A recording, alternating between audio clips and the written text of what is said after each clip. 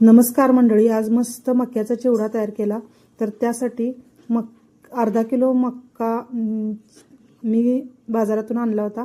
तो मस्त चाळून पाखडून घेतला, म्हणजे स्वच्छ झाल्यानंतर मी एका पॅनमध्ये तेल घातलं आणि तळून घेतला छानपैकी।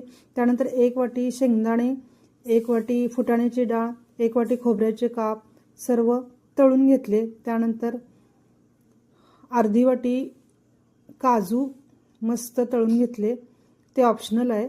त्यानंतर कढीपत्ता 1 वाटी चांगला तळून घेतला।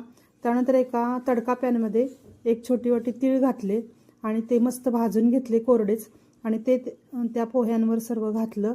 हे सर्व घालून झाल्यानंतर त्यामध्ये घरी केलेला मी मसाला, त्यामध्ये 1 चमचा जिरे, 1 चमचा बडीशेप, 1 छोटी चमचा साखर, मीठ आणि हळद, तिखट घालून मसाला तयार केला होता, तो घातला।